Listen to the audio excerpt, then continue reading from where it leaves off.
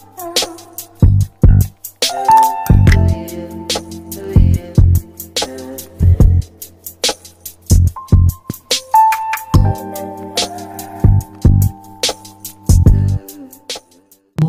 জহির হোসেন, আমার বাড়ি পাবনা। বন্ধুরা, আমি আমার জীবনের গল্পটা শুরু করার শুরুতে আপনাদেরকে আমার পরিবারের বিষয়ে জানিয়ে রাখি। আমার পরিবারে আমি আছি, আমার বাবা আছে, মা আছে, এছাড়া রয়েছে আমার ছোট একটা ভাই। আমরা টোটাল 2 ভাই, আমাদের কোনো বোন নেই। আমাদের পরিবারটা পাবনা শহর থেকে অনেক দূরে কোনো এক ছোট্ট গ্রামে এক নিম্ন মধ্যবিত্ত পরিবার। আমার বাবা পেশায় একজন অভিনেতা না, আমার বাবা কোনো টিভি সিনেমায় অভিনয় করে না। আমার বাবা মূলত একজন মঞ্চ নাট্যকার।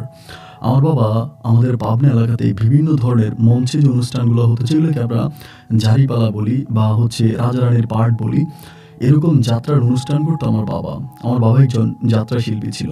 ছোটবেলা থেকে আমি দেখে আসছি আমার বাবা শীতের ওই মৌসুমগুলোতে পাবনার বিভিন্ন শহরে গিয়ে, বিভিন্ন জায়গায় গিয়ে আমার বাবা এই যাত্রার পাঠগুলো করতো এবং সেই দিয়ে আমার বাবা অনেক বেশি টাকা পয়সা উপার্জন করতো। আমার বাবা দেখতে শুনতে মাশাআল্লাহ অনেকটা সুন্দর ছিল। আমার বাবার চেহারা, আমার বাবা উঁচে লম্বা, সর্বদিক থেকে খুবই সুদর্শন একজন পুরুষ ছিল। আমার বাবাকে দেখলে যে কেউ বলবে আমার বাবা কোনো শিল্পপতির পরিবারের সন্তান, এরকমটাই বলবে। আমার বাবার চলাফেরা কখনোই পাবনার ওই প্রত্যন্ত এলাকার কোনো অসহায় বা গরিব মানুষের মতো নয়। খুবই উচ্চবিত্ত পরিবারের মানুষের মতো স্ট্যান্ডার্ড চলাফেরা ছিল আমার বাবার। যাই হোক, এরকম করে বাবা বিভিন্ন জায়গায় যাত্রার পাঠ করতো, সেখান থেকে টাকা আনতো, ওই টাকা দিয়ে আমাদের পরিবার চলতো। এরকম করতে করতে আমি মোটামুটি প্রায় অনেকটাই বড় হয়ে যাই। বড় বলতে আমি তখন ঠিক ক্লাস 6 থেকে ক্লাস 7-এ পড়ি, ক্লাস 8-এ পড়ি ওই মুহূর্তে। আর আমার ছোট ভাইটা আমার থেকেও 2 বছরের ছোট। এবং ওই মুহূর্তে আমার ছোট ভাইটা দেখতে অনেকটা আমার বাবার মতো হয়েছে। আমার বাবার মতো হয়েছে বলতে কি জানেন, মানে ও অনেক বেশি অভিনয় করতে পারতো। ছোটবেলা থেকে আমার আব্বা আমার ছোট ভাইকে অনেক বেশি আদর করতো, অনেক যত্ন করতো। এবং ছোটবেলা থেকে আমার ছোট ভাইয়ের চুলগুলোকে আমার আব্বা অনেক লম্বা লম্বা করে রেখে দেয়। এবং আমার আব্বা সবসময় মাকে বলতো যে আমি আমার ছোট ছেলেকে অনেক বড় একজন নাট্যশিল্পী বানাবো। আমি তো যাত্রায় পাঠ করি, আর আমার ছেলে সিনেমাতে কাজ করবে, হলিউডে কাজ করবে, বলিউডে কাজ করবে। এরকম করে আমার ছোট ভাইকে নিয়ে আমার বাবার অনেক চোখ জোড়া স্বপ্ন ছিল। এরকম করতে করতে আমি যখন পড়াশোনা করি, ওই মুহূর্তে আমার বাবা যাত্রা পাঠ করার জন্য রাজশাহীতে যায় এবং রাজশাহীতে ওইখানে একটা মেলার মধ্যে আমার আব্বা যাত্রা অনুষ্ঠান করবে। তো সেখানে আমার আব্বার 7 থেকে 8 দিনের মতো থাকতে হবে। তো যথারীতি প্রস্তুতি নিয়ে আমার আব্বা চলে যায়। কিন্তু এর মাঝে একটা বিষয় বলে রাখি, আমার বাবা গত বছর ধরেই না আমার ছোট ভাইকে নিয়ে প্রতিটা যাত্রার অনুষ্ঠানে যাইতো। আমার আব্বা ওই সময় আমার ছোট ভাইকে নিয়ে যাইতো এবং ছোট ভাইকে নিয়ে আমার আব্বা থাকতো। বিভিন্ন জায়গায় যখন যাইতো, ছোট ভাই আমার আব্বুর সাথে যাইতো এবং তারা দুজনেই মিলে যাত্রার পাঠ করতো। মানে তারা দুজনেই করতো। বাট আমার এসবের প্রতি কোনো আগ্রহ ছিল না। আমি সব পারতাম না। আমার আব্বা যদিও আমাকে নিয়েও চেষ্টা করে, বাট আমার দ্বারা এগুলো হয় না। আমি অভিনয় করতে পারি না। এবার ছোট ভাই আর বাবা চলে গেল রাজশাহীতে। রাজশাহীতে চলে যাওয়ার পরে বাবা 8 থেকে 9 দিন পর্যন্ত রাজশাহীতে ছিল। ওখানে ওই মেলার মধ্যে অনুষ্ঠান হয়, ওই মেলাতে ছিল। এবং 9 দিন পরে আমার আব্বা বাড়িতে ফিরে আসছে। এবং বাড়িতে ফিরে আসার পরে আমার ভাই, আমি জানি না আমার ছোট ভাই আমাকে কিছু বলে নাই। আব্বু বাড়িতে ফিরে আসার ঠিক 2 দিন পরে আমি খেয়াল করে দেখি যে আমার আব্বু আমার মাঝে তুমুল পরিমাণের ঝগড়া শুরু হয়ে গেছে। যে পরিবারে ছিল সুখ, শান্তি, আদর আর ভালোবাসা, ছিল না কোনো হিংসা বিদ্বেষ, একজন নাট্য পরিবার আমাদের পরিবারটা, এরকম একটা পরিবারে হঠাৎ করে কেন বাবা মায়ের সাথে এরকম মরক যুদ্ধ লেগে গেল। মা কোনোভাবেই বাবাকে সহ্য করতে পারতেছে না। প্রতিনিয়ত আমার আব্বার সাথে আমার ঝগড়া করে। এবং ঝগড়া করে দেখে ছোট ভাই আর আমি কিন্তু একসাথেই ঘুমাইতাম। আমার ছোট ভাই আবার পড়াশোনা করেনি, আব্বুর সাথে ওই যাত্রার পার্টি করে। আমি আমার ছোট ভাইকে বললাম, কিরে তুই ওই রাজশাহী থেকে আসার পরে আমার আব্বা আম্মা দুজনে এরকম ঝগড়া করে, ঘটনা কি? তুই মনে হয় আম্মুর কানে কোনো কান পড়া দিছিস না, আম্মুর কিছু বলছিস?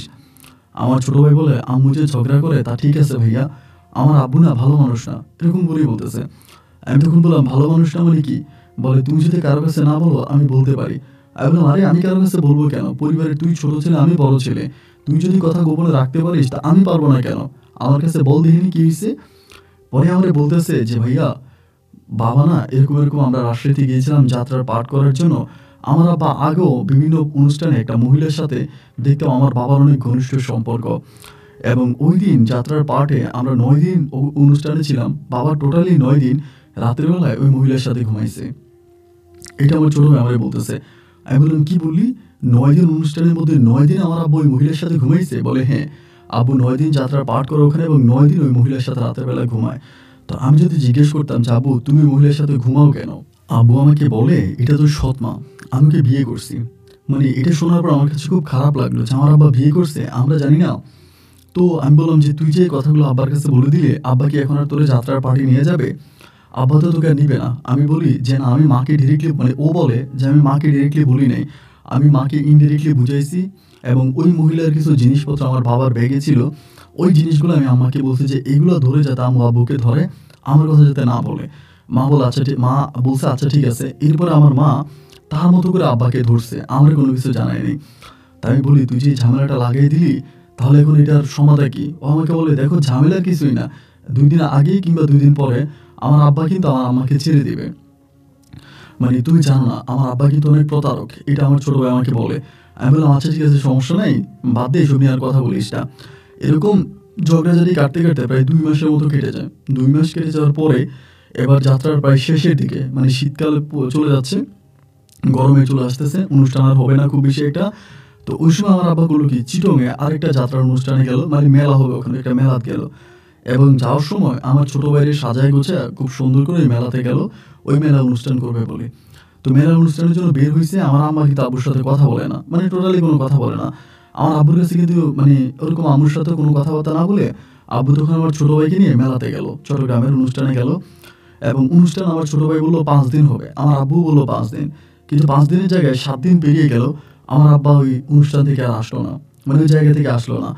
এবং না আসার পরে মানে আমরা তখন খুব টেনশনে পড়ে গেলাম, কিরে ৭ দিন কেটে গেল, আমার আব্বা আসলো না কেন? এবং ৭ দিন পরে আম্মু তখন আমারে বলতেছে যে, "জহির, তোর আব্বা তো এখনো আসতেছে না বা এখনো আসলো না। আমার তো অনেক ভয় লাগতেছে। কোনো বিপদ হলো না তো?" আমি বললাম, "মা, বিপদ হবে কি? আব্বা তো যাত্রার অনুষ্ঠানে গেছে। আর বরাবরের মতো তো আব্বু সবসময় যায়। এখানে তো আপদ বিপদের কিছু নাই।" আমার আম্মা বলে যে, "না, এরপরেও মানে আমার সাথে ঝগড়াঝাটি করে গেল। এই থেকে এই পর্যন্ত কোনো খোঁজখবর নাই। তুই কি একটু খোঁজখবর নিবি?" আমি বললাম, "আচ্ছা ঠিক আছে।" এবার আমার আব্বুর সাথে যারা যাত্রার অনুষ্ঠানে গেছে, আরো অনেক লোকই তো গেছে আমাদের এলাকার। আমাদের এলাকার বলতে আমাদের পার্শ্ববর্তী এলাকার। তো উনাদের কাছে গিয়ে আমি তখন খোঁজ লইলাম আমার বাবা এবং আমার ছোট ভাইয়ের। তারা বলল, অনুষ্ঠান ওখানে নাকি ৫ দিন হওয়ার কথা ছিল, ৩ দিন হয়ে নাকি অনুষ্ঠান শেষ। তারা নাকি বাড়িতে চলে আসছে আজকে ৭ দিন হয়ে গেছে। আমি বললাম, "আপনারা বাড়িতে আসছেন ৪ দিন হয়ে গেল? তাহলে আমার আব্বা আর আমার ছোট ভাই কোথায়?" কয়, "তারা তো আসে নাই। তারা চিটংয়ে থেকে গেছে।" আমি বললাম, "চিটংয়ে কোথায় থেকে গেছে?" বলে, "তারা ওখান থেকে কোনো একটা অনুষ্ঠানে যাবে বলছে। তো এখান থেকে আর ফিরে আসে নাই।" আমি বললাম, "এটা আপনি কি বলেন? ওখান থেকে অন্য কোনো একটা অনুষ্ঠানে যাবে আর সেখান থেকে এ পর্যন্ত ফিরে আসে নাই?" বলে, "না, এ পর্যন্ত ফিরে আসে নাই, আমি তো আর জানি না।" এটা শোনার পর আমি খুব অবাক হয়ে গেলাম যে এটা কেমন কথা? আমি দৌড়ে এসে বাড়িতে মাকে তখন জানালাম যে, "মা, এই ঘটনা। আমি অমুকের বাড়িতে গেছিলাম। উনি আমারে বলল আব্বা আর ছোট ভাই নাকি যাত্রার অনুষ্ঠান অনেক আগেই শেষ করে ফেলছে এবং ওখান থেকে আব্বু আর ছোট ভাই নাকি অন্য কোনো একটা অনুষ্ঠানে গেছে।" আমি বললাম, আমার আম্মা বলল, "কোথায় গেছে? বলে নাই?" আমি বললাম যে, "না, কাকা না বলতে পারে না যে এরপরে কোন অনুষ্ঠানে আমার আব্বা আর ছোট ভাই গেছে।" আমার আম্মু তখন হু, হু করে কান্না করতে শুরু করছে যে, "আয় হায়! মনে হয় কোনো একটা বিপদ হইছে। এরা মনে হয় মরে গেছে।" এইটা ওইটা মা কান্নাকাটি করতেছে। আমি বললাম, "তুমি কান্নাকাটি করতেছো কেন? এখানে তো কান্নাকাটি করার কিছু নাই। আব্বা, ভাইয়া গেছে, ওরা চলে আসবে। মা, তুমি কান্নাকাটি করো না।" এবার আমরা আস্তে, আস্তে করে যাত্রার অনুষ্ঠান যারা করতো আমার আব্বুর সাথে প্রত্যেকের বাড়ি যাই। প্রত্যেকে একটা কথাই বলে, এরকম করে বলে। এখানে একটা লোক আছে, ওনার নাম হচ্ছে হামিদ কাকা। উনি আমার আম্মুকে একটা কথা বলে। উনি বলে, "দেখেন, আমি আপনার স্বামীর সাথে ওই মেলাতে যাওয়ার পরে কথা বলছি এবং কথা বলার পরে তার মাথায় আমি অনেক দুশ্চিন্তা দেখছি, অনেক টেনশন দেখছি। তো টেনশনে করার সাথে আমি তাকে জিজ্ঞেস করছি যে, 'কি ব্যাপার ভাই? আপনি এত টেনশন করেন কেন? কি হইছে?' তো উনি বলল, 'আমার পারিবারিকভাবে অনেক সমস্যা। আমি মনে হয় আমার সন্তানটাকে নিয়ে চট্টগ্রামে কোথাও থেকে যাব। আমি আর হয়তো ফিরে যাব না। মানে পাবনায় আর ফিরে যাব না।' তো আমার আব্বার অরিজিনাল বাড়িও কিন্তু চিটংয়ে ছিল। কিন্তু চিটং কোথায় ওইটা আমার আম্মা সঠিক জানে না। তো এরপরে বলল যে আমার এটা যখন বলল, বলার পরে আমার আম্মা তখন বলল কি আমার ওই কাবিনের ব্যাপার তখন কিন্তু তোলে নাই। চিন্তা করেন আমাদের এত বয়স হয়ে গেছে এর উপর আম্মা কাবিনের কাগজ-টাগজ উঠায় নাই। পরে আম্মা ওই কাবিনের ব্যাপারটা দেখে দেখলো যে আমার আব্বুর বাড়ির চিটংয়ের ঠিকানা দেওয়া আছে। এবার আমার আম্মা আর আমি ওই ঠিকানা অনুযায়ী ১৫ দিন পরে চট্টগ্রাম উদ্দেশ্যে রওনা দিলাম। এবং চট্টগ্রামে ওই ঠিকানা অনুষ্ঠানে মানে ওই ঠিকানা অনুসারে গিয়ে দেখলাম যে ওখানে আমার আব্বার কোনো বাড়িঘর নাই এবং ওখানকার লোকজন কেউই আমার আব্বাকে চিনেও না। মানে আমার আব্বা যে ঠিকানাটা দিয়েছিল, ওই ঠিকানাটা ছিল সম্পূর্ণ ভুয়া। এখন যেরকম কাবিন করতে আপনার আইডি কার্ড লাগে, ভেরিফাই করে, এরকম অনেক ঝামেলা হয়। কিন্তু আগে এরকম ঝামেলা ছিল না। মানে শুধুমাত্র ঠিকানার কথা বলেই ঠিকানা লিখে ফেলা হতো। আমার আব্বা যে ঠিকানা বলছে, ওই ঠিকানায় লেখা হলো বা ঠিকানাটা যেয়ে দেখা গেল যে ঠিকানাটা পরিপূর্ণভাবে ভুয়া। মানে এটা ভুল ঠিকানা। এই ঠিকানায় আমার আব্বু থাকে না। আমার আম্মু তখন চিটংয়ে কান্নাকাটি করতেছে। আমি বললাম, "মা, কান্নাকাটি করতে কোনো লাভ নাই। এখানে কান্নাকাটি করলে কি হবে, এখানে তো আমাদেরকে কেউই চিনে না, তুমি চলো আমরা পাবনায় ফিরে যাই। আমার আম্মা আসতে রাজি হয় না। আম্মা চট্টগ্রামে আব্বাকে খুঁজবে, আমার ছোট ভাইকে খুঁজবে। আব্বা যেমন তেমন ছোট ভাইয়ের জন্য আমার অনেক কান্না করতেছে যে ছোট ভাইটা আম্মা খুঁজবে। পর ওখান থেকে আমাকে বুঝিয়ে শুনিয়ে প্রায় 13 দিন পরে আমি চিটং থেকে পুনরায় আবারও পাবনায় ফিরে আসি। এবং পাবনা আসার পর আমি আম্মুরে বলি যে আম্মু তুমি মন খারাপ করো না, দেখবে ইনশাল্লাহ আব্বু ফিরে আসবে। এমন করতে করতে আমার আব্বু আর ফিরে আসলো না। আমি এসএসসি পরীক্ষা দিলাম এবং এই যে আম্মুর টেনশন, ছোট ভাইয়ের টেনশন, বাবার টেনশন, এই নিয়ে আমি ঠিকমতো পড়াশোনা করতে পারি নাই। যার জন্য আমার এসএসসি রেজাল্ট আমি পাস করছি, কিন্তু যেই পাস আমি করছি এই পাশের কোনো ভ্যালু নাই। মানে আমি ভালো রেজাল্টে পাস করতে পারি নাই, খুব বাজে একটা খারাপ একটা রেজাল্ট করছি। এবং এই রেজাল্ট হওয়াতে আমার আম্মু অনেক মন খারাপ করে এবং আমি আর কলেজে ভর্তি হলাম না। একে তো পারিবারিকভাবে অনেক অভাব, আব্বা উধাও হয়ে গেল, আব্বুকে পাওয়া যাচ্ছে না, ছোটো ভাইকে পাওয়া যাচ্ছে না, আম্মু মানুষের বাড়িতে এখানে ওইখানে বিভিন্ন জায়গায় কাজ করে, তো ওভাবে চলতে পারে না। এমন করে সময়গুলো কাটতে কাটতে একটা পর্যায়ে আমার আম্মা তখন করলো কি, আমার আম্মা কিন্তু আপনার ওই যে আমাদের এলাকায় শফি চেয়ারম্যান বলে একজন চেয়ারম্যান আছে, আব্বা নিরুদ্দেশ হয়ে যাওয়ার কয়েক মাস পর থেকে আমার আম্মা ওই শফি চেয়ারম্যানের বাড়িতে গিয়ে কাজ করতো, মানে টুকিটাকি কাজ করতো। দেখা গেল এসএসসি পরীক্ষার পরে একদিন শফি চেয়ারম্যানের বাড়িতে গাছ কাটবে, মানে পুকুর পাড়ে কোন গাছ পড়ছে তুফানে, ওই তুফানে গাছ পড়ার কারণে গাছ কাটবে। আমার আম্মা এর আগের দিন রাতের বেলায় বাড়িতে আসছে, এসে আমার বলতেছে জহির আগামী দিন আম্মুর সাথে একটু যাইস তো। তাই আমি বললাম যে আগামী দিন তোমার সাথে কই যাবো, বলে যাইস। তো পরের দিন আমি আম্মুর সাথে গেলাম চেয়ারম্যানের বাড়িতে। যাওয়ার পরে চেয়ারম্যান আমার ওই পুকুর পাড়ে নিল, নিয়ে ওখানে দেখলাম আরও কয়েকজন লোক আছে, ওরা গাছ কাটার জন্য। পরে আমার মামারে বললো যে তুই ওদের সাথে থাইকা গাছটা কাট এবং ওরা তোর আজকে কিছু টাকা দিবে। এইভাবে ঘরে বসে থাকলে তো হবে না, সংসার তো আর মা চালাইতে পারতেছি না, কখন অসুস্থ হয়ে যায় আমি পড়ে যাই, তাহলে সংসারে খাবো কি, আমরা বাঁচবো কেমন করে। তা আমিও কিন্তু মনে মনে একটা কাজ খুঁজতেছিলাম, যদি কোনো একটা কাজ পাই তাহলে আমি কাজ করবো, মানে কাজের জন্য আমি আগ্রহী ছিলাম। দেখে আমার আম্মা তখন আমাকে ওখানে গিয়ে লাগাই দিল পুকুর পাড়ে। তো পুকুর পাড়ে আমি তখন সবার সাথে গাছ কাটতেছি এবং এরকম করতে করতে ওই শফি চেয়ারম্যান পুকুর পাড়ে দাঁড়াই ছিল। তা আমার গায়ে কিন্তু মোটামুটি অনেক শক্তি ছিল, মানে আমি মোটামুটি শক্তি দেখতে মানে শুনতে ভালো ছিলাম। এরপরে আমি গাছটা কাটলাম এবং প্রায় 2টার দিকে গাছ কাটা হলো। গাছ কাটা হওয়ার পরে এখান থেকে আমি চলে গেছি, ওরা আমার কাজে নেয়নি। আমি ওদেরকে বলছি যে আপনারা যদি আরও কোথাও গাছ কাটেন আমার সাথে করে নিয়ে যান। ওরা বলে না আমাদের লোক আছে, আমরা বাইরের লোক নিব না। এই বলে আমি তখন বাড়িতে চলে গেছি। বিকালবেলা বাড়িতে গিয়া গোসল করে আমি খাওয়া দাওয়া করে একটু ঘুরে ফিরে রাত্রেবেলা আমার আম্মা তখন শফি চেয়ারম্যানের বাড়ি থেকে কাজ সম্পূর্ণ করে বাড়িতে আসছে। বাড়িতে আসার পরে আম্মা আমারে বলতেছে বাবার একটা সুখের সংবাদ আছে। আমি বললাম সুখের সংবাদ, আমাদের জীবনে আবার সুখের সংবাদ কি, আমরা তো সবসময় দুঃখ দিয়ে পার হয়েছি, সুখ বলতে তো কোনো খবর আমাদের মাঝে নাই। আমার আম্মা বলে না একটা ভালো খবর আছে, ওই শফি চেয়ারম্যান বলছে তোরে কালকে থেকে নিয়ে যাওয়ার জন্য। আমি বললাম কালকে থেকে আমাকে নিয়ে যাওয়ার জন্য কোথায়? আমার আম্মা বলে শফি চেয়ারম্যানের বাড়িতে তুই কাজ করবি। আমি বলি শফি চেয়ারম্যানের বাড়িতে তো কোনো হাঁস নাই, মুরগি নাই, কোনো গরুর ফার্ম নাই, কোনো কিছুই নাই, আমি কোথায় কাজ করব? আমার আম্মা বলে আছে আছে অনেক কাজে আছে, শফি চেয়ারম্যানের বাড়িতে সবসময় কাজ থাকে, তোরে যেই কাজ দেয় তুই সেই কাজ করবি, সমস্যা কি, তুই আম্মুর সাথে চল। এই বলে আমি তখন পরের দিন আমার আম্মুর সাথে শফি চেয়ারম্যানের বাড়িতে গেলাম। এবং শফি চেয়ারম্যানের বাড়িতে যাওয়ার পরে শফি চেয়ারম্যান তখন আমার বললো যে দেখো আমার বাড়িতে তেমন কোনো কাজ নাই এবং চারপাশে যে অনেক সময় দেখো না বাড়িটা অনেক বড় ছিল আর কি, তো বলে অনেক সময় অনেক পাশে ঘাস উঠে থাকে, গেটের মধ্যে ময়লা থাকে, তুমি আমার বাইরের মানে ভিতরের কাজগুলো তো তোমার আম্মা করেই এবং বাইরের যে কাজগুলো আছে বাড়ির বাইরের কাজগুলো তুমি করবা। যেমন আমার যে উঠান আছে উঠান পরিষ্কার করা, বাড়ির চারপাশে হচ্ছে অনেক ধরনের ঘাস উঠে থাকে এগুলো পরিষ্কার করা এবং গেট পরিষ্কার করা, মানে এই ধরনের বাইরের যে কাজগুলো আছে ওই কাজগুলো তখন শফি চেয়ারম্যান আমাকে দিয়ে করায়। তাই তখন বাইরের কাজগুলো শফি চেয়ারম্যান যেমনি যেমনি বলে এমনি এমনি কাজ করি।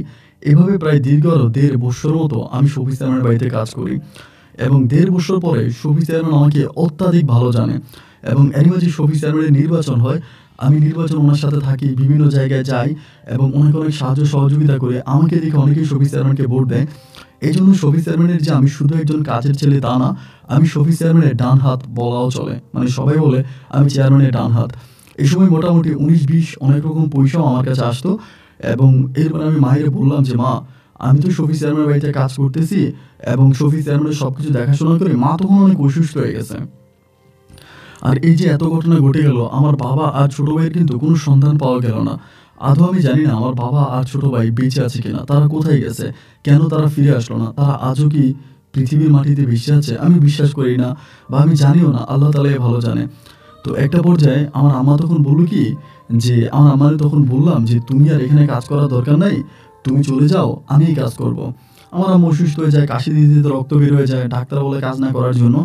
পরে আমি পার্মানেন্টলি বাড়িতে পাঠিয়ে দিলাম এবং বাড়িতে পাঠিয়ে দিয়ে আমি তখন শফি চেয়ারম্যানের বাড়িতে কাজ করতেছি এবং শফি চেয়ারম্যানের বিভিন্ন জায়গা থেকে চাঁদা উঠানো, টাকা আনা, এটা ওইটা থেকে মোটামুটি যা কিছু লাগে সব কিছু আমি করি এবং শফি চেয়ারম্যান আমাকে অনেকটা ভালো জানে। এমন করতে করতে হঠাৎ করে শফি চেয়ারম্যান আমার বললো যে, জহির, এই তুমি আমার সাথে বিভিন্ন জায়গায় যাও, বিভিন্ন অনুষ্ঠানে যাও, অনেকেই বলে আমি কাজের লোক নিয়ে ঘুরি, এটা তো খারাপ দেখা যায়, একটা দেখে শুনে আর একটা ভালো কাজের ছেলে আনো আর তুমি আমার সাথে সবসময় থাকবা। পরে আমি বললাম যে কাজের ছেলে আমি কোথায় পাবো? বলে খুঁজে দেখো, একটা ভালো কাজের ছেলে এনে এখানে লাগাই দাও আর তুমি অলওয়েজ আমার সাথে বিভিন্ন অনুষ্ঠানে যাবা, মানে তুমি আমার ডান হাত হিসেবে থাকবা। পরে আমি এটা কাজের ছেলে খুঁজে বের করে আমাদের এলাকারই, এবং ছেলেটাও ভালো ছিল, ও বিয়ে করছে, সংসার আছে। ওই ছেলেটা আমি যে কাজগুলো করতাম মানে শফি চেয়ারম্যানের বাড়িতে, ওই কাজগুলো আমি তখন ওই ছেলেটাকে দিয়ে দিই। ওই ছেলে তখন শফি চেয়ারম্যানের বাড়িতে এই ধরনের কাজগুলো করে, বিভিন্ন ধরনের কাজ থাকে, এই ধরনের কাজগুলো করে এবং আমি তখন শফি চেয়ারম্যানের সাথে বিভিন্ন অনুষ্ঠানে যাই, এখানে যাই, ওইখানে যাই এবং শফি চেয়ারম্যানের এক কথায় বলতে গেলে তার বিভিন্ন জায়গা থেকে টাকা উঠানো থেকে শুরু করে তার চেয়ারম্যানের সমস্ত কিছু আমি দেখাশোনা করে, আমি চালাই। এইভাবে দিনের রাতগুলো পাস হতে হতে এক পর্যায়ে একদিন হলো কি, শফি চেয়ারম্যান কিন্তু বিয়ে করছে 4টা, মানে ওনার টোটাল 4 বউ আছে। উনি মনে হয় আমাদের বিভাগের মানে ঢাকা বিভাগের একমাত্র চেয়ারম্যান যার কিনা 4 বউ। তো ওনার 4টা বউ আছে এবং 4টা বউ মাশাআল্লাহ অনেকটা রূপসী গুণবতী। এমন করতে করতে একদিন হলো কি, উনি আমারে বলে যে, জহির, আমার ছোট বউ রেখা আক্তারের শরীরটা খারাপ, আমার একটা মিটিং আছে, আমি মিটিং আজকে একাই যাব, এই তুমি আমার ছোট বউটার একটু ডাক্তারের কাছে নিয়ে যাও। তো ওনার ছোট বোন হচ্ছে রেখা। আমি বললাম যে আচ্ছা ঠিক আছে, পরে উনি চলে গেল। তো আমি কিন্তু আসলে চেয়ারম্যানের বউদেরকে ওভাবে দেখি নাই, যদিও দীর্ঘ অনেকগুলো বছর আমি চেয়ারম্যানের সাথে কাজ করি, চেয়ারম্যানের সাথে আছি, কিন্তু তাদের ওই পরিবারের মানে তাদের বাড়ির মধ্যে খুব বেশি একটা ঢোকা হয় না। মানে বাড়ির মধ্যে ঢোকা হয় না বলতে মানে ঘরের মধ্যে ঢুকি না, বাইরে থাকি, বাইরে কাজ করে, আবার বাইরে থাকার জায়গা আছে এবং কাজের যে মহিলারা আছে ইনারাই আমাদেরকে খাবার দাবার দিয়ে যেত আর কি। আমি যত বছর কাজ করি, ওনার 4 বউ আছে, ওই 4 বউকেও দেখে নেয়, অনেক বড় বড় ছেলে মেয়ে আছে, ছেলেগুলোরও যদি দেখছি, বাট মেয়েগুলোকে দেখে নেয়। চেয়ারম্যান তার মেয়েদেরকে দিনী লাইনে পড়াশোনা করায়, মানে ইসলামিক লাইনে পড়াশোনা করায়। এরপরে উনি আমার বললো যে আমার ছোট বউটারে নিয়ে ডাক্তারের কাছে যাবা। তো তখন কি করলাম, তার ছোট বউ নিয়ে আমি ডাক্তারের কাছে রওনা দিলাম।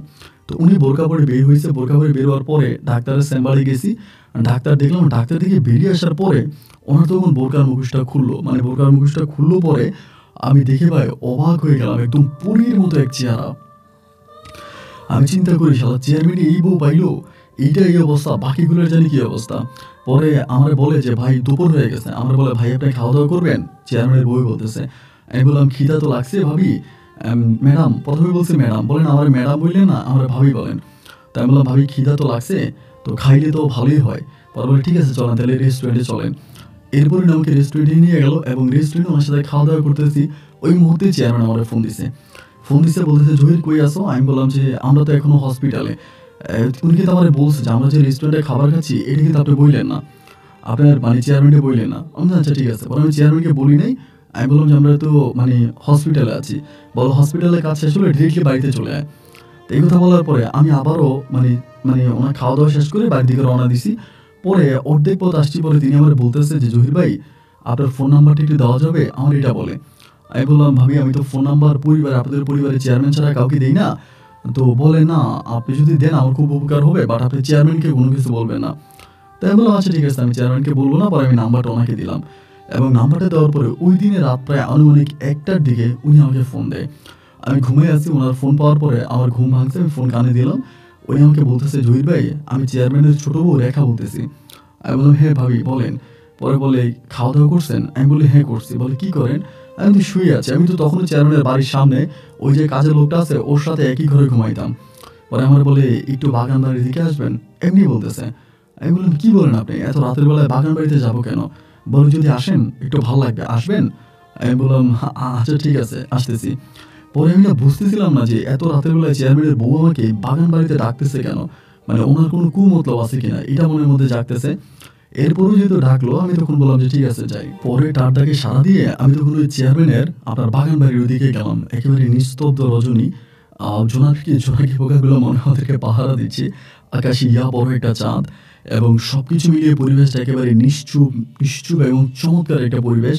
হিমেল বাতাস বইতেছে। আমি গিয়ে দেখি ভাবি একটা আম গাছের সাথে হেলান দিয়ে দাঁড়িয়ে আছে এবং ওনার চুলগুলো খোলা, গায়ে একটা 3 পিস পরা, মানে এত যে সুন্দর লাগতেছে বলার মতো না।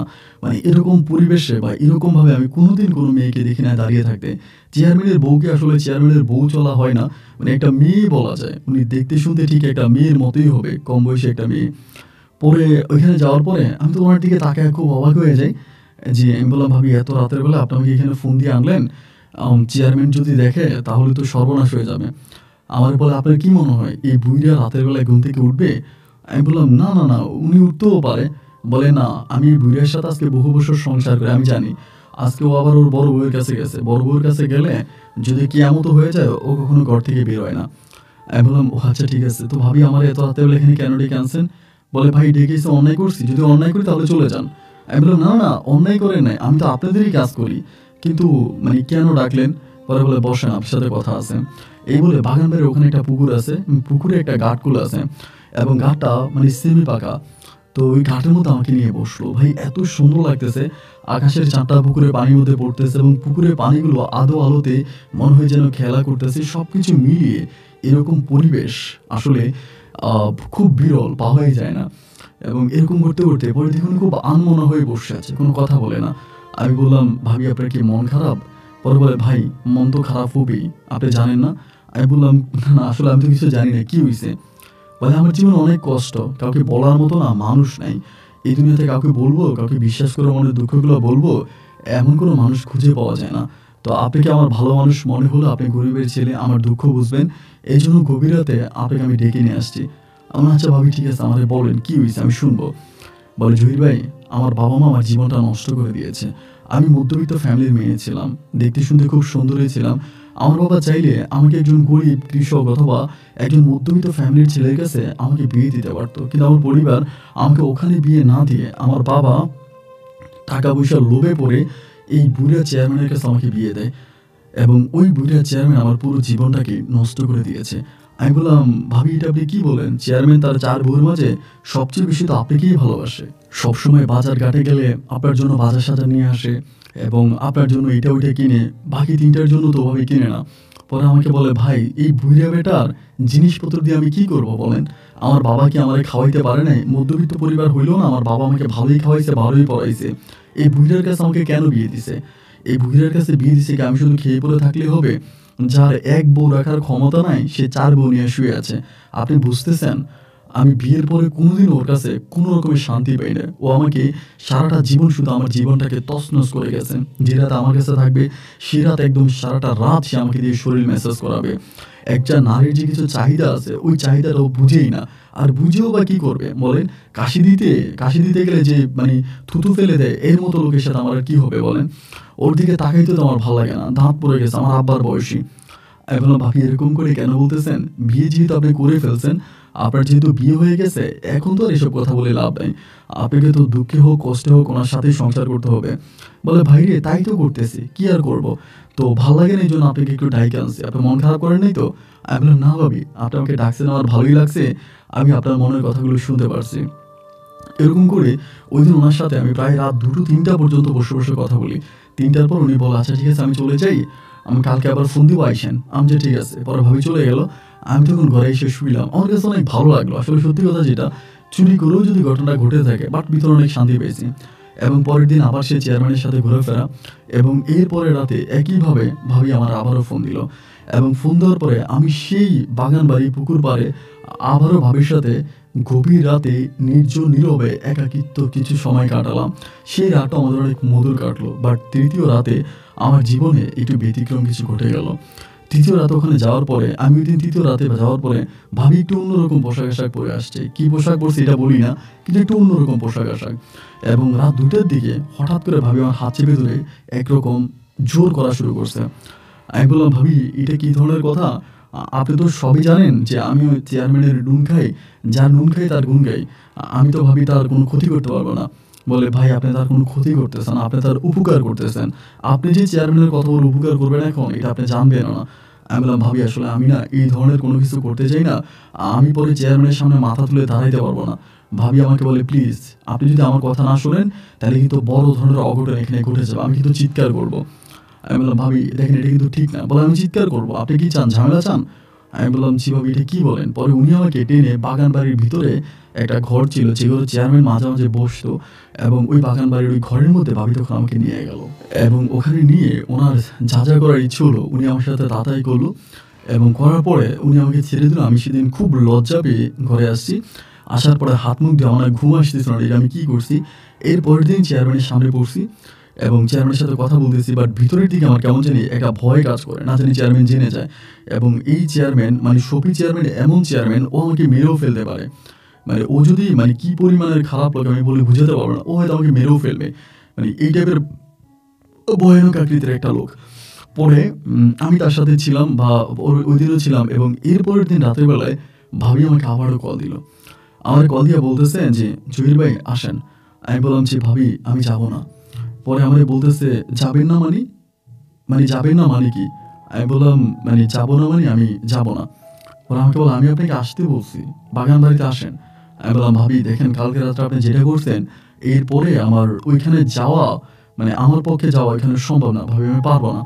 পরে আমাকে বলে, জহির ভাই খারাপ কিছু হবে না, আপনি যেটা মনে করতেছেন এরকম কোনো কিছুই হবে না।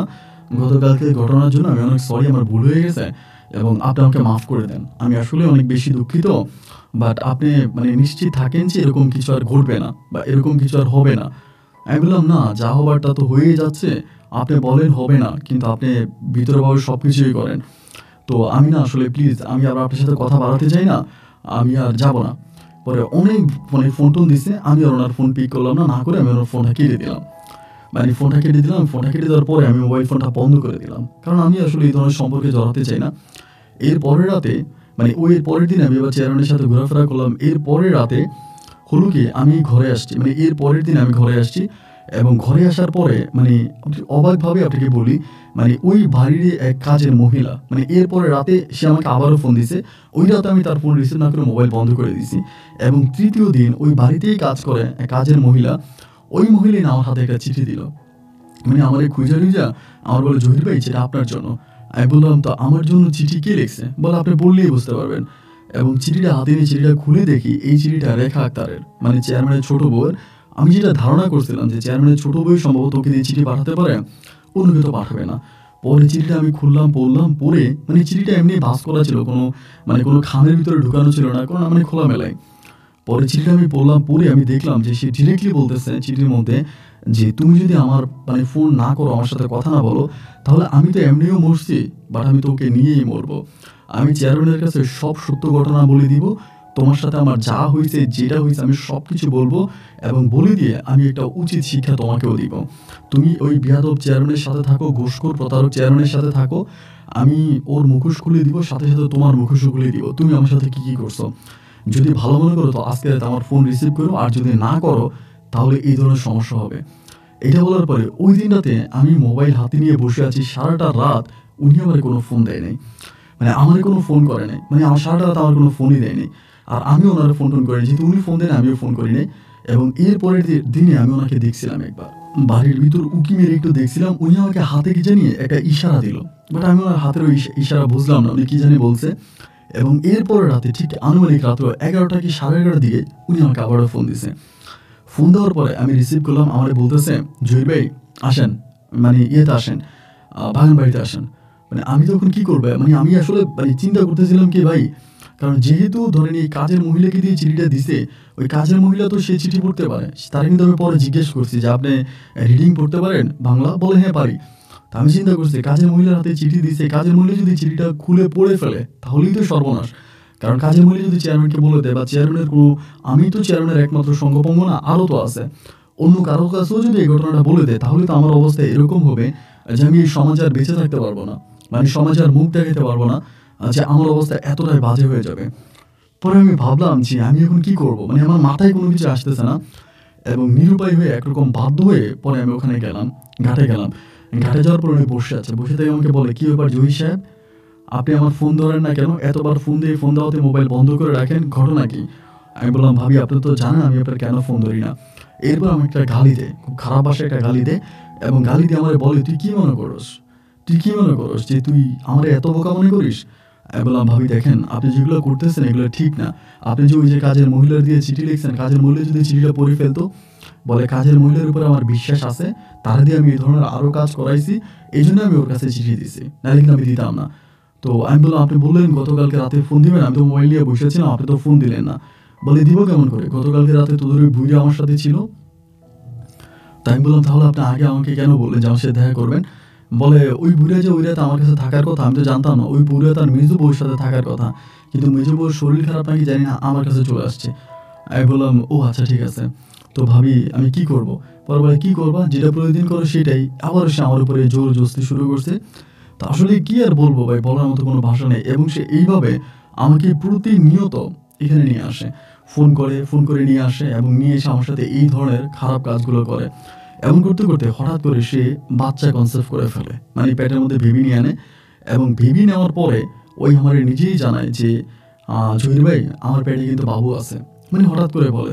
তা আমি আসলে বিষয়টা ওভাবে বুঝি নাই, পেটে বাবু আছে বলতে মানে উনি আমাকে ফাঁসানোর জন্য বাবু নিছে, মানে ওইটা আমি বুঝতে পারি নাই। পরে আমার বলে জহির ভাই আমার পেটে বাবু আছে, আপনি কিছু একটা করেন। আমি তখন বললাম তো বাবু আছে বলতে এটা তো আমারে বলে লাভ নাই, এটা তো আপনি চেয়ারম্যানকে বলবেন, কারণ চেয়ারম্যানের বউ আপনি আপনার পেটে বাবু আসছে এটা শুনলে তো চেয়ারম্যান খুশি হবে। পরে ভাবি একটা হাসি দিয়ে আমারে বলে ভাই আপনি কি বলেন, যে লোকের কোনোদিন পুঁটি মাছ ধরার ক্ষমতা নেই আপনি বলতেছেন সে বোয়াল মাছ ধরছে। আমি বললাম মানে আমি আপনার কথা বুঝি নাই। বলে চেয়ারম্যান তার বাকি তো 3টা বউ আছে, বিগত 4-5 বছর ধরে তো বাকি কোনো বউর ঘরে সন্তান হয় না, আমার ঘরে সন্তান হবে আপনি বুঝলেন কেমন করে? এই ভাঙা চেয়ারম্যান সে দিবে আমার পেটে সন্তান, এসব উল্টাপাল্টা কথা বলে কোনো লাভ নেই। ওই চেয়ারম্যানের কোনো ক্ষমতা নাই আমাকে মা বানানোর। আমি বললাম তো চেয়ারম্যানের মা বানানোর ক্ষমতা নাই মানে আমি বুঝলাম না, তাহলে আপনি যে মা হলেন? বলে হ্যাঁ মা আমি হলাম, কারণ এই বাবার মানে এই বাচ্চার আরেকটা বাবা তো আছে। আমি বললাম কি এটা? বলে আমার সামনে যে দাঁড়িয়ে আছে সে। এটা শোনা মাত্রই ভাই আমার মাথা তখন আসমানটা ভেঙে পড়লো। আমি বললাম ভাবি আপনি এটা কি বলেন? বলে হ্যাঁ হচ্ছে তো, আমার পেটের বাবুর বাবা আপনি না। আমি বললাম ভাবি আপনার কথা ঠিক আছে, কিন্তু আপনি মানে আপনার পেটের বাবা আমি, কিন্তু এটা কি আপনি কাউকে বলতে পারবেন? বলে কাউকে বলতে পারবো মানে জনে পুরো এলাকাবাসীকে জানাবো আমার পেটে জহিরের সন্তান আছে। আমি জহিরের মতো একটা লোকের সাথে সংসার করলে আমার কোনো আপত্তি নেই, জহির যদি আরও খারাপ ফ্যামিলির হয়ে থাকে সমস্যা নাই, কিন্তু জহিরের কাছ থেকে যেটা পাইছি এটা কোনোদিন আমি চেয়ারম্যানের কাছ থেকে স্বপ্নেও আশা করি নাই। তো ডিরেক্টলি আমাকে বলছে জহির আমি তোমাকে বিয়ে করতে চাই ওই রাতে। পরে আমি বললাম ভাবি আপনি জানেন আমি চেয়ারম্যানের বাড়িতে কাজ করি, আমি চেয়ারম্যানের বাড়ির একজন কাজের লোক। তো চেয়ারম্যানের বাড়ির একজন কাজের লোক হওয়ার পরে আপনি মতো চেয়ারম্যানের বাড়ির বউ আপনি আপনি আমাকে বিয়ে করার মতো দুঃসাহস দেখাচ্ছেন, আর আমি আপনাকে বিয়ে করবো এটা তো কখনো হতে পারে না। পরে আমার বলে জহির সোজা আঙুলে যদি ঘি না ওঠে তাহলে আঙুল বাঁকা করতে হয়, এটা কিন্তু আমি জানি, এবং জানি বলে কাজের মহিলাকে দিয়ে তোমার কাছে চিঠি লিখে পাঠাইছি। তুমি কি চাও যে আমি তোমার জন্য আরও খারাপ হয়ে যাই? আমি বললাম ভাবি আমি না আপনার কথা কিছু বুঝতে পারতেছি না, আপনি আমার সাথে এরকমটা কেন করতেছেন? আমি চেয়ারম্যানের বাইরে একজন সামান্য কাজের লোক থেকে আজকে চেয়ারম্যান আমাকে একটু তার পাশে রেখেছে বলে আমি 2 টাকা ইনকাম করে আমার পরিবারকে খাওয়াচ্ছি, আমার মাকে নিয়ে আমি বেঁচে আছি, আপনি আমার সাথে এটা কেন করবেন?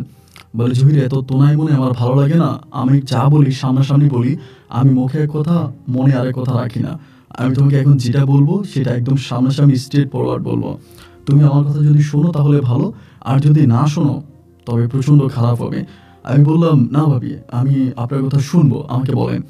পরে বলে কালকে বিকেলবেলা আমি তোমার সাথে চলে যাব, তুমি আমাকে নিয়ে চলে যাবা। আমি বললাম আমি আপনাকে নিয়ে কোথায় যাব? বলে আমি যেখানে যাই সেখানে। আমি বললাম এরপরে তো চেয়ারম্যান আমার ঘর বাড়ি সব কিছু ভেঙে ফেলবে। বলে এরপরে চেয়ারম্যান তোমার কি ঘর বাড়ি ভাঙবে বা তোমার ঘর বাড়ি কি আছে এটা আমি জানি, তোমার একটা ঘর যদি চেয়ারম্যান ভেঙে দেয় আমি তোমাকে 10টা ঘর বানাই দিব।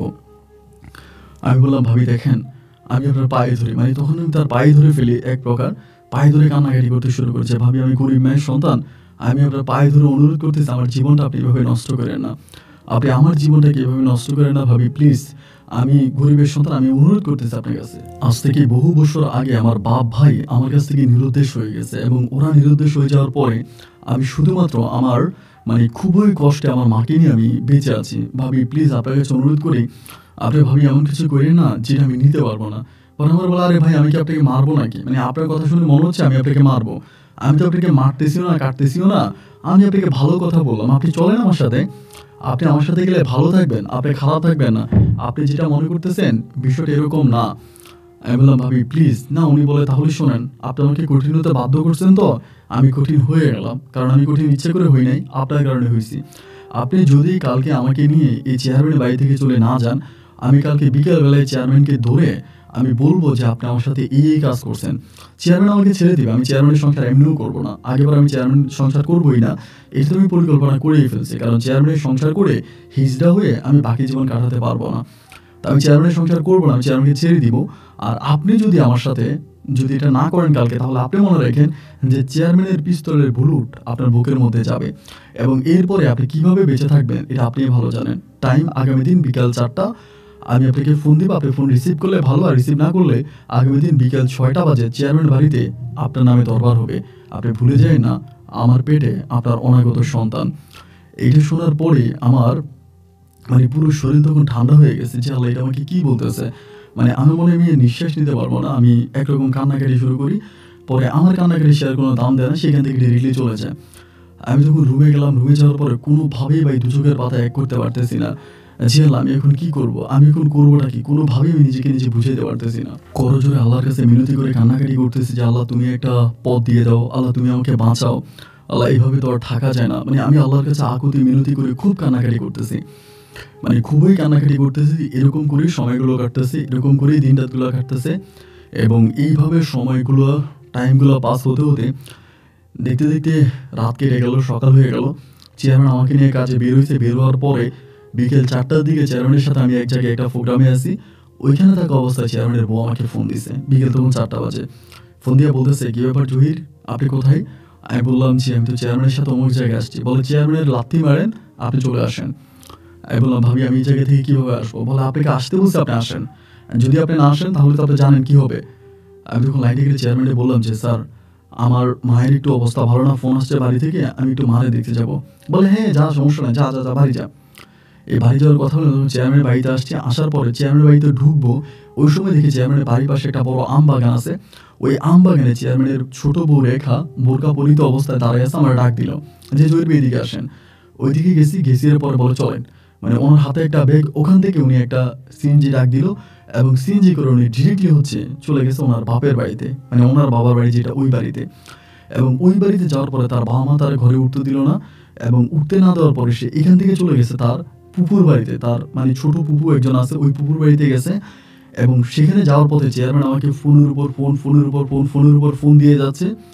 আমি একটা পর্যায়ে আমার এলাকার এক লোকের ফোন দিলাম, ফোন দিয়ে বললাম আমার মারে যাতে আমার নানার বাড়িতে দিয়ে আসে, কারণ চেয়ারম্যান গিয়ে হয়তো আমার মাকে মারতে পারে। এই জন্য আমি একটা লোক দিয়ে আমার মাকে ওখান থেকে সেভ করে না আমার নানুর বাড়িতে নিয়ে গেলাম।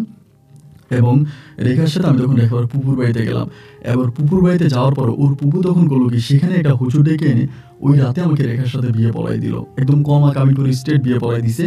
আমি আদৌ জানি না যে চেয়ারম্যানের সাথে সফি চেয়ারম্যানের সাথে রেখার সারাসারি হয়েছে কিনা, বা তাদের মাঝে তাদের কোনো ডিভোর্স বা তালাক হয়েছে কিনা, বাট ও আমাকে ডিরেক্টলি বিয়ে করে ফেললো।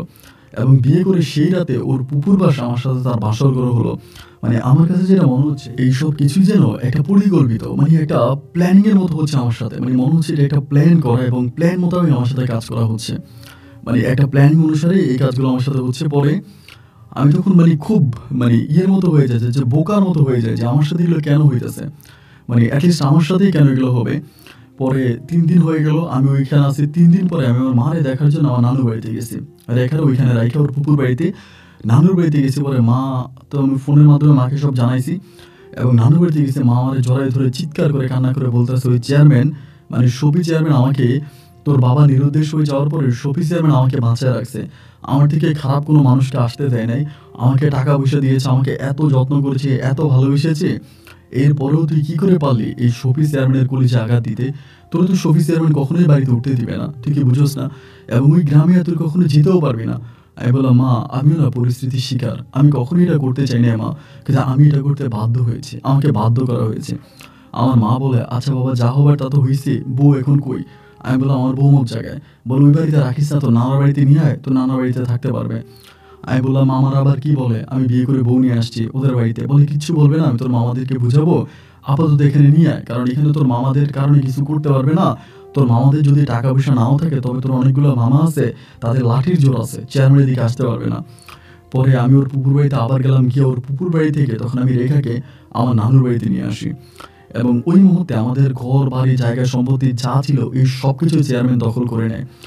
কিছুই আমাদের রাখে, আমাদের ঘর বাড়িগুলো ভেঙে একদম মাটির সাথে ঘুরিয়ে দেয়, আমাদের জায়গাটা চেয়ারম্যান দখলে নিয়ে যায়। এবং ওই মুহূর্তে আমি তখন আমার নানুর বাড়িতে পড়ে আছি, আমি চলতে পারতেছি না, খুব অভাবে পড়ে গেছি, মানে প্রচণ্ড রকমের অভাবে পড়ছি, এতটাই অভাবে পড়ছি যে আমার মাকে ভরণ পোষণ দিতে পারি না এবং রেখাকে খাওয়াই পাড়িতে পারি না। রেখা আমাকে যেরকম বড় বড় কথা বলে নিয়ে আসছে, আমার একটা বাড়ি ভেঙে দিলেও আমাকে 10টা বাড়ি বানাই দিবে, আমার জন্য এটা করবো ওইটা করবে, এই সবই ছিল তার মানে মুখের গল্প, বাস্তবতা আসলে কিছুই না, তার কাছে তেমন কোনো টাকা পয়সাই নেই। এবং এইভাবে চলাফেরা করতে করতে হঠাৎ করে একদিন আমাকে বলতেছে যে জহির, একটা কাজ করো তুমি, আমি একটা কাজের সন্ধান পাইছি, তুমি ওইখানে গিয়ে আপাতত কাজে লেগে যাও এবং আপাতত ওখানে গিয়ে কাজ করো এবং পরেটা পরে দেখা যাবে। আমি তখন বললাম, আপাতত কোথায় গিয়ে কাজ করবো, তুমি কোথায় কাজ পাইছো? বলে, আমাদের এলাকাতে আমার একজন পরিচিত কাকা আছে, ওনার নাম হচ্ছে হেদায়েতুল্লাহ, তো তুমি ওই হেদায়েতুল্লাহর মুদি দোকান আছে, ওনারই দোকানে আপাতত কাজে ঢুকে যাও। আমি তখন বললাম, আমি ওনার দোকানে কাজে ঢুকবো, উনি আমার কয় টাকা বেতন দিবে? বলে, এখন তো তুমি পুরোই বেকার, তোমার কাছে তো 2 টাকাই নেই, উনি যা দেয় তাই নিয়ে নাও এবং উনি ভালো একটা মানুষ। আমি বলে, আমি চিনি না। বলে, আমি তোমাকে কালকে নিয়ে যাবো। এরপরে আমার বউ আমাকে ওই আদাবুরা হেদায়েতুল্লাহর কাছে নিয়ে আসে। তো হেদায়েতুল্লাহ হচ্ছে এমন একজন মানুষ, ওনার একটাই মেয়ে আছে এবং ওনার মেয়ের উনি বিয়ে দিয়ে দিচ্ছে, মেয়ে তার শ্বশুরবাড়িতে থাকে, মেয়ে শ্বশুরবাড়ি অনেক দূরে, পাবনা থেকে অনেক দূরে, সিরাজগঞ্জের ওইদিকে মেয়ে শ্বশুরবাড়ি। তো মেয়ে ওখানে থাকে, মেয়ে এখানে আসে না এবং তিনিও মোটামুটি আমার বাবার থেকেও বেশি বয়স্ক একজন মানে বৃদ্ধ মানুষ। তো আমার বউ আমাকে ওখানে নিয়ে গেল, রেখা ওইখানে নিয়ে গেছে, নিয়ে যাওয়ার পরে উনি আমাকে বলতেছে, তুমি তো ভালো, দেখতে শুনতে ভালো, আমার মুদির দোকানে থাকবা, ক্যাশে বসবা এবং আমার দোকান দেখাশোনা করবা। আমার তো বয়স হয়ে গেছে, আমি আসলে কাউকে বিশ্বাস করতে পারি না, যারে বিশ্বাস করি সেই প্রতারণা করে। তো রেখার যেহেতু আমি মেয়ে ডাকছি, রেখা আমার মেয়ের মতো, তো তুমি আমার মেয়ের জামাই হিসেবে আমার দোকানে থাকবা, কোনো সমস্যা নাই। আমি বললাম, আচ্ছা ঠিক আছে, আমি আপনার কথা মানছি। এরপরে আমি ওনার দোকানে কাজ করতে শুরু করি, রেখাই আমাকে ওখানে কাজে দেয়। রেখার কথা মতো আমি এই দোকানে কাজ করি এবং যেভাবে কাজ করা দরকার ওভাবে আমি দিন রাত মিলিয়ে কাজ করি, পরিশ্রম করি এবং উনি আমাকে মোটামুটি বেতনও দেয়। এইভাবে প্রায় 1.5 বছরের মতো আমি ওখানে থাকি। এখানে আরেকটা বিষয় বলে রাখা ভালো, রেখার করে কিন্তু আমার একটা কন্যার সন্তান হয়, আমার একটা মেয়ে হয় ওই ঘটনার পরে। তো এরপরে আমি আর কোনো সন্তানই নাই, কারণ ওই একটারেই খাওয়াইতে পারি না, ঠিকমতো ভরণ পোষণ দিতে পারি না এবং আরও বিয়ে করে করবো কি, রাখবো কোথায়? তো এরকম করে প্রায় 1.5 বছরের মতো আমি আমার নানুর বাড়িতে আমার বউ আর আমার কন্যা সন্তানকে নিয়ে, আমার মাকে নিয়ে আমি পড়ে আছি। আর এখানে ওই হেদায়েতুল্লাহর দোকানে আমি তখন চাকরি করি। 1.5 বছর পরে হেদায়েতুল্লাহ এর মাঝে আমাকে নিজের ছেলে বানায় ফেলে, ওনার ওয়াইফের কাছে নিয়ে যায়, ওনার ওয়াইফকে বলে যে এটা আমাদের ছেলে, আমাদের যেহেতু কোনো ছেলে নেই, আজকে থেকে হচ্ছে ওই জহির আমাদের ছেলে। এবং ওরা পরিবারের মানুষগুলো আমাকে সম্পূর্ণভাবে ছেলে নজরে দেখতো। একজন বাবা তার সন্তানকে যেভাবে দেখতো, আমি ঠিক এভাবেই হেদায়েতুল্লাহকে দেখতাম এবং হেদায়েতুল্লাহ একইভাবে আমাকে না নিজ সন্তানের মতো দেখতো এবং অনেকের কাছে পরিচয় করাই দিত যে আমি তার ছেলে, এই পরিচয়টা আমার কাছে দিত। এরকম করে 1.5 বছর হেদায়েতের দোয়ালে কাজ করার পরে হেদায়েতুল্লাহ আমাকে বললো উনি দোকান বিক্রি করে দিবে, মানে ওনার অনেক বয়স হয়ে গেছে, এই দোকান উনি চালাবে না। আর এরই মাঝে চেয়ারম্যানের লোকজনও কিন্তু আমার এই দোকানে এসে মাঝে মাঝে প্রচুর ঝামেলা করে বা দোকান চালানো অনেক টাফ হয়ে পড়ে এবং ওই চেয়ারম্যান এই এলাকার যে ইউনিয়ন চেয়ারম্যান আছে তার কাছে বিচার দেয় এবং তার কাছে বিচার দেওয়ার পরে সেও তার লোকজন পাঠায় দোকানে ভাঙাভাঙি করে। বিগত প্রায় 1.5 বছর ধরে এইভাবে ঝামেলার ভিতরে তখন চলতেছে আর কি। এবং চলার একটা পর্যায়ে উনি যখন সিদ্ধান্ত নিল যে দোকান উনি বিক্রি করে দিবে, তা আমারে বলে যে জহির, আমি তো দোকান বিক্রি করে দিব এবং আমি চিন্তা ভাবনা করতেছি দোকান বিক্রি করে দিয়ে আমি তোমাকে বিদেশে পাঠিয়ে দিব, মানে দেশের বাইরে পাঠিয়ে দিব। আমি দোকান বিক্রি করে যে টাকা পাবো ওটা দিয়ে তোমাকে বিদেশ পাঠিয়ে দিব। তো ওনার বউ আছে, বাট ওনার বউ আরো অনেক বয়স্ক, মানে অনেক অসুস্থ, এক কথায় বলতে গেলে অনেক অসুস্থ। পরে আমার বলে, আমি দোকানটা বিক্রি করে যে টাকা পাবো ওই টাকা দিয়ে আমি তোমার বিদেশ পাঠিয়ে দিব এবং তুমি বিদেশে গিয়ে তুমি নিজের পায়ে দাঁড়াও। আমি যেহেতু তোমার ছেলে ডেকেছি, ছেলে হিসেবে আমি এটা করবো। পরে আমি তখন রেখাকে বললাম যে রেখা, হেদায়েতুল্লাহ তো এটা বলতেছে। ও আমাকে বলে, তাই তো অনেক ভালোই বলছে, এটা তো অনেক ভালো কথা আনছি, উনি তোমাকে টাকা দিবে এবং সেই টাকা দিয়ে তুমি বিদেশে যাও, বিদেশে গিয়ে তুমি নিজের পায়ে দাঁড়াও, তুমি নিজে কিছু একটা করো এবং এইভাবে তো ওনার দোকানে চাকরি করে তোমার ভবিষ্যৎ নাই। আর উনি যেহেতু দোকান বিক্রি করে দিচ্ছে, সো আমাদের তো একটা মেয়ে আছে এবং আমাদের আরও সন্তানাদি হবে, সো আমাদের ভবিষ্যতের কথা তো চিন্তা করতে হবে, তাই না? আমি বললাম, তোমার কথা ঠিক আছে, আমি মানছি, আচ্ছা ঠিক আছে, তুমি যেটা বলো সেটাই করবো। এরপর আমি হেদায়েতুল্লাহর প্রস্তাবে রাজি হলাম। হওয়ার পরে তিনি আমাকে পাসপোর্ট করার জন্য প্রথমত টাকা দিল এবং পাসপোর্ট করে আসার পরে মেডিকেল করলাম এবং একটা পর্যায়ে আমার ভিসা লেগে গেল, আমাকে উনি কাতারে পাঠাবে। আমি কাতার যাব আর কাতার দেশটাও আমার খুব পছন্দের একটা দেশ, দেখতে শুনতে অনেক ভালো, অনেক বড় লোকেরা ওই দেশে বসবাস করে। আমি তখন চিন্তা ভাবনা করলাম যে ঠিক আছে, তাহলে আমি কাতারের দিকে যাব। পরে আমি কাতারে যাওয়ার পরিকল্পনা করলাম। আলহামদুলিল্লাহ একটা পর্যায়ে আমার ভিসা আসলো। আসার পরে এর মাঝে হেদায়েতুল্লাহ আমাদের পরিবারে আসতো, আমার ওয়াইফের সাথে কথা বলতো, আমার ওয়াইফ কিন্তু সে মেয়ে ডাকছে এবং আমার মার সাথে কথাবার্তা বলতো, মানে সবার সাথে তার একটা ভালো সম্পর্ক ছিল, আমার মামাদের সাথে পর্যন্ত। তো এরকম করে একটা পর্যায়ে আমি তখন কাতারে চলে গেলাম। আমার মানে দিন তারিখ ঠিক হলো এবং দিন তারিখ ঠিক হওয়ার পর আমি কাতারে গেছি এবং কাতারে যাওয়ার পরে যেটা হইলো, আমি কাতারে থাকা অবস্থায় এই হেদায়েতুল্লাহ অলওয়েজ আমাকে ফোন দিত যে, "জহির তুমি কি করো? ঠিকমতো খাইছো কিনা? ভালো আছো কিনা? শরীর ঠিক আছে কিনা? তোমার কোনো সমস্যা আছে কিনা?" আমি বললাম যে, "না, আমার সবকিছু আলহামদুলিল্লাহ ঠিক আছে। আমি কাজ-কাম করতে পারতেছি। ভালো টাকা বেতন পাচ্ছি। পরিবারের জন্যও বেতন পাঠাই।" এবং এরকম করে তখন খুব ভালোভাবেই চলতেছিলাম। ভালোভাবেই চলি এবং প্রায় ২ বৎসরের মতো আমি তখন কাতারে থাকি এবং কাতারে থেকে ২ বৎসর পরে আমি তখন দেশে আসি এবং দেশে আসার পরে আমাদের কিন্তু তখন কোনো কিছুই নাই। দেশে আসছি, আমি আমার নানার বাড়িতে আসছি। নানা-নানি আছে, মামারা আছে, ওদের মাধ্যমেই তখন পলে আছি এবং ওই যে রেখা কখনো ওই হেদায়েতুল্লাহর বাড়িতে যায়, মানে যেহেতু বাবা ডাকছে, আবার আমার বাড়িতেও আসে, এইভাবেই থাকতেছে। ২ বছর পরে গিয়ে আমি ৩ মাস ছিলাম। ৩ মাস পরে আসার পরে ওই কোম্পানিতে আমি যেখানে আসছি, ওইখান থেকে আমাকে ট্রান্সফার করে দেওয়া হয়। অন্য একটা জায়গায় আমাকে ট্রান্সফার করে এবং ওইখানে ট্রান্সফার করার পরে আমি যখন ওইখানে ট্রান্সফার হয়ে যাই, সেখান থেকে আমি একটা কাজের সন্ধান পাই। মানে একটা ভালো কাজের সন্ধান পাই এবং ওই কাজটা একটু অবৈধ টাইপের। আমি এটা বলতে চাই না। ওই কাজটা যদি আমি করি তাহলে আমি মোটামুটি অনেক টাকা ইনকাম করতে পারবো। তবে ওই কাজ করতে হলে আমার এখন আমি যেই কোম্পানিতে আছি, ওই কোম্পানি থেকে আমাকে পালায়ে যেতে হবে এবং ওই কোম্পানি থেকে পালিয়ে গিয়ে যদি আমি ওখানে ২ বৎসরও কাজ করি, ওইখানে ২ বৎসর কাজ করলে আমি যে টাকা পাবো, আর বর্তমান যে কোম্পানিতে আছি, ওই কোম্পানিতে ২০ বৎসর কাজ করলেও আমি সেই টাকা পাবো না। আমি তখন পরিকল্পনা করলাম, মানে আমি সিদ্ধান্ত নিলাম যে আমি অবৈধ হয়ে যাবো। আমি প্রথমত বাংলাদেশে ফোন করে আমার বউ রেখারে বললাম বিষয়টা এবং বলার পর রেখা আমারে বলল, "তাহলে এটাই করো। ২ বৎসর তুমি কাজ করে যে টাকা ইনকাম করবা, তা দিয়ে প্রয়োজনে ২-১ মাস জেল খাইয়া তুমি বাড়িতে চলে আসো। এরপর আমরা একসাথে থাকবো। তোমার মেয়ে হইছে, আর তোমার মেয়েটা অনেক বড় হয়ে গেছে। আমার আর কোনো সন্তানাদি হয় না। আমার তো বেবির দরকার আছে, তুমি এটা করো।" এই কথাও আমারে বলল। বলার পরে আমি ওর কথা মানলাম। মাইনা আমি তখন কি করলাম, এই কোম্পানি থেকে, মানে আমার যে কোম্পানি ছিল, ওইটা থেকে আমি পালাইয়া অবৈধ হয়ে গেলাম। অবৈধ হয়ে অন্য একটা কোম্পানিতে ঢুকলাম। ওই কোম্পানিতে আমি ডিউটি করতেছি। এরই মধ্যে ৬ মাস ধরে আমি অনেক টাকা ইনকাম করি এবং টাকা-পয়সা বাড়িতে পাঠাই। পাঠানোর পরে আমার বউ যখন আমাকে ভিডিও কলের মাধ্যমে দেখায়, আমার ওই হেদায়েতুল্লাহ বাবা উনিও দেখায় যে পাবনা শহরে আমার জন্য একটা জায়গা পাইছে। তো জায়গাটা মোটামুটি অনেকটা ভালো। আমারে বলল যে, "এখানে একটা জায়গা পাইছি। এই জায়গাটা যদি তোমার নামে কিনা হয় তাহলে তুমি এখানে বাড়ি বানাইতে পারবা। আর তুমি তো জানো যে তোমার বাবার মানে তোমার বাবার যে সম্পত্তি ছিল ওইটা তো চেয়ারম্যান নিয়েই গেল। ওইখানে তো তুমি আর কখনো যাইতে পারবা না। কখনো অধিকার খাটাইতে পারবা না। আর তোমার নানুর বাড়িতে বা কতদিন থাকবা? তোমার নানুর বাড়িতেও তুমি সারা জীবন থাকতে পারবা না। আগেবার ওখান থেকে তোমার চলে আসতে হবে। তা ওখান থেকে চলে আসলে তুমি কোথায় যাবা? তুমি কোথায় থাকবা? তো ওই জায়গাটা যদি তোমার নামে কিনা হয় এবং ওই জায়গায় যদি তুমি থাকো তাহলে তুমি অনেক ভালো থাকবা।" এবং আমি বললাম যে, "দেখেন এই জায়গার তো অনেক দাম। মানে এত টাকা তো আমার কাছে নাই।" উনি বললে, "তোমাকে আমি ছেলে ডাকছি না? তুমি তো আমার ছেলে, তাই না? তুমি কিছু দিবা এবং প্রয়োজনে আমিও কিছু দিয়া মিলাইয়া তোমার জায়গাটা কিনে দিব।" তো আমি বললাম যে, "আলহামদুলিল্লাহ, যদি উনিও কিছু দেয় তাহলে তো বিষয়টা খারাপ হয় না।" উনি যে, "ঠিক আছে, সমস্যা নাই। যদি আপনি আপনার কাছ থেকেও কিছু টাকা মিলিয়ে দেন তাহলে আমি এটা কিনবো।" পরে জায়গাটা দেখাশোনা করা হলো, সবকিছু ঠিক হলো এবং ওনারা বলল যে জায়গা আমার নামে রেজিস্টার হবে। আমি বললাম, "আমার নামে রেজিস্টার হওয়ার দরকার নাই। আমার মা আছে অথবা আমার বউ আছে। তাদের দুজনের একজনের নামে হলেই হবে।" এবার আমি তখন মায়েরে বললাম, "মা আমারে বলে, দেখ আমার তো বয়স হয়ে গেছে। আর আমি আর আমার নামে করার দরকার নাই। একটা কাজ কর, তোর বউয়ের নামেই কর। তোর বউয়ের নামে কর। তার বড় কারণ হচ্ছে তোর বউই তো তোরে কষ্ট করে বিদেশে পাঠাইছে এবং এই জায়গার অর্ধেক টাকা তুই দিচ্ছিস। বাকি অর্ধেক টাকা তো তোর এই হেদায়েতুল্লাহ তোর বাবাই দিতেছে। তা উনি যেহেতু দিচ্ছে তারা দুজনেই মিলে জায়গাটা কিনুক এবং কিনার পরে তোর বউয়ের নামেই কিনুক। সমস্যা তো নাই।"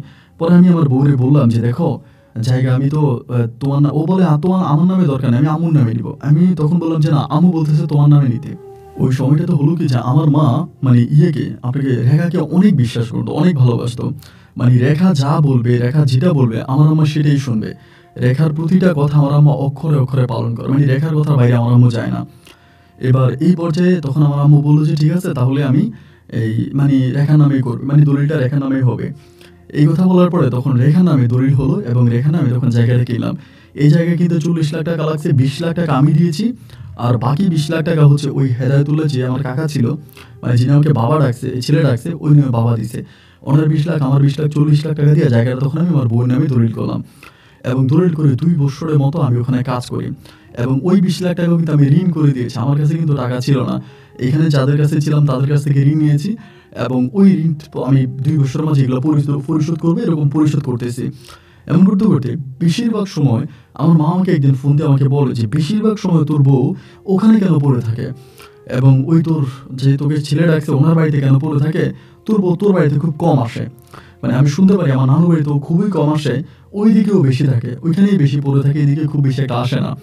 তো ওর যখন আমি জিজ্ঞেস করি যে তুমি বেশিরভাগ সময় তোমার ওই হেদায়তুল্লাহ ওইখানে কেন পড়ে থাকো, মানে আমার নানু বাড়িতে তুমি কেন আসো না? ও বলে তোমার মামারা আমার সাথে ভালো ব্যবহার করে না, তোমার নানা নানু আমার সাথে ভালো ব্যবহার করে না, এবং আমার কাছে মনে হয় যে ওই পরিবারে থাকলে আমি ভালো থাকবো না, এবং এটা চিন্তা ভাবনা করে আমি আমার এখানে থাকি, সমস্যা কি? উনি তো তোমারই বাবা, তুমি ওনার বাবা ডাকছো না? আমি বললাম হ্যাঁ এটাও ঠিক আছে, সমস্যা নেই।